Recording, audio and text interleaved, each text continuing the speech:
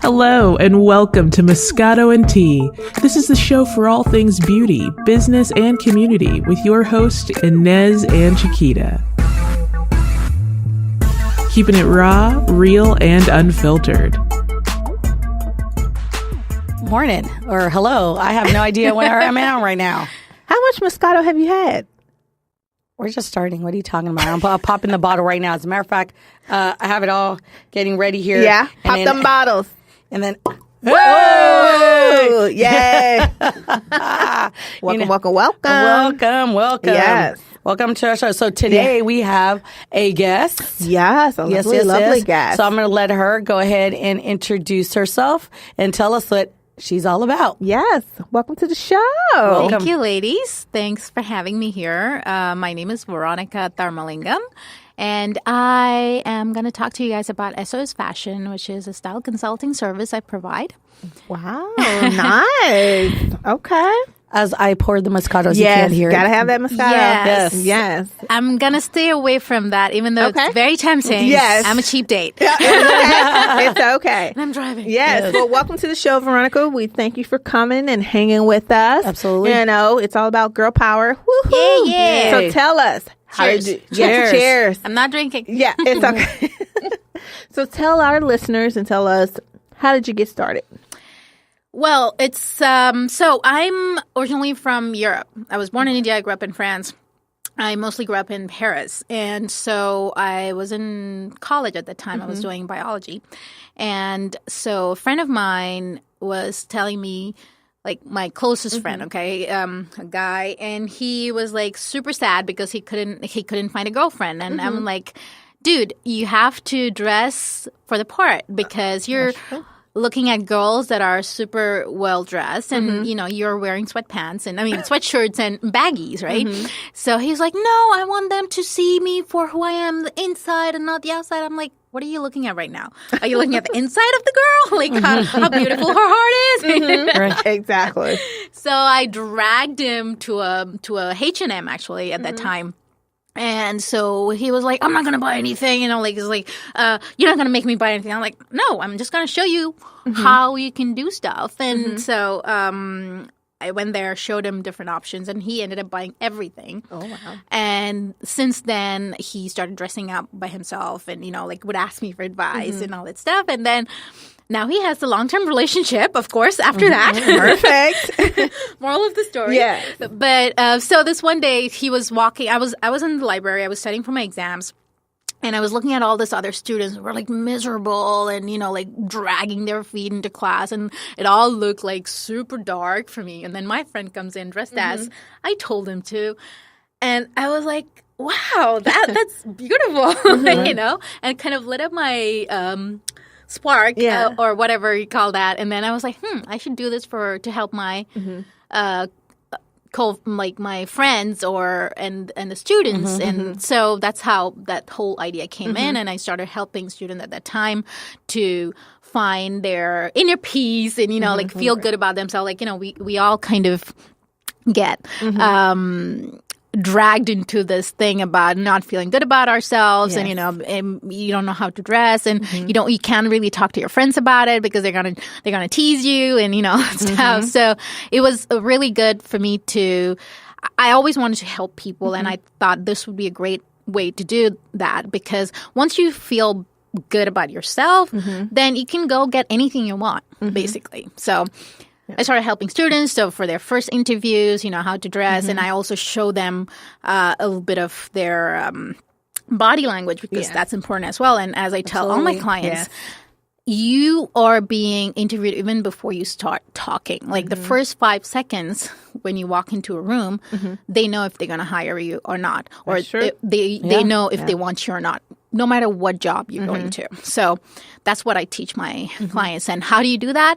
By dressing the part and, going in and showing what you can do before even you talk. Before even that hello. Yeah, there you go. That's there true. You go. That's true. Yeah. What do you find for women, is been like that one thing where you find you get a lot of clients say, oh, they don't fit in this item or that item because maybe their arms are too big or the thighs are too big? What do you find that you consistently get? Okay, so first of all, my clients are male, female, of any size and shape. Okay, I have plus size clients and very skinny clients, all kinds in that whole thing. And what I find difficult, or not difficult, I would say, like my clients find difficult is like, for example, my plus size clients, for example, they wanna find stuff that would work for them, but at the same time they want to follow the fashion, and so they buy stuff that do not work for them. Like for example, for my plus size clients, I always tell them to wear pants that are like very narrow down, to your ankles. But most of my clients opt for the other option, which is like, wider pants, and that actually makes them look even shorter and larger. So when you wear stuff that actually fits you, that's actually your size, like tight skinny jeans and a nice top would do you wonders than wearing like a baggy pants and that goes wide to your ankle. That's the complete opposite. That makes so that makes complete sense. I mean, people, you sometimes go out there and you see people dressed, you're like, yo, girl, that is not what you should be wearing. No, or that exactly. guy, you're like, yo, like that's not what's going on right now. Like you said, the first impressions are everything. Listen, you're not coming. She's always coming for me. I'm like, you have to ignore her. Okay, I'm like, you have to ignore her. Anyways, yes, I'm not throwing no shade your way as I look at you. I'm done with you. I told you that. Anyway. What do you think right now are like the hottest trends that's going on right now? Well, trends happen all the time, and there's always like highs and lows, and every single season it changes. But again, you can't follow that blindfoldedly. You have to see about what I teach my clients are colors that works with your complexion, and you have to always look at if that color is lighting up your face or not. That's the most important thing. So when you do that, then you can understand what colors work for you best and not. And that's what I teach my clients. And my husband tells me it's a funny thing because he tells me, like, this business model is not good because you're making your clients self-sufficient. I was like, yes, that's what I want my clients to do. I don't want them to come back to me for help. I want them to be self-sufficient, and I want them to dress for themselves. When they go to a store, I want them to pick the right things that they can wear and not buy stuff and they put in the closet. I'll figure out a day or time when I can actually wear this thing. No, exactly. Which kind of leads me into my next question. What's the stage or the process if someone's a new client coming in to meet you? What do you what are the top 3 questions that you have for them? Or do you work with them for 5 months, for 6 months, a year? What's the process? Okay, so I have 3 different packages that I offer my clients. The first one is a mini makeover, which is if you have a social event that you have to go to, let's say the Oscars or a birthday or a wedding or whatever, or even an interview, right? So you go there, you come to me, you say, hey, I have this event that I need to dress up for. I have no idea how to do it, or I have this, and this. Do you think it's going to fit me?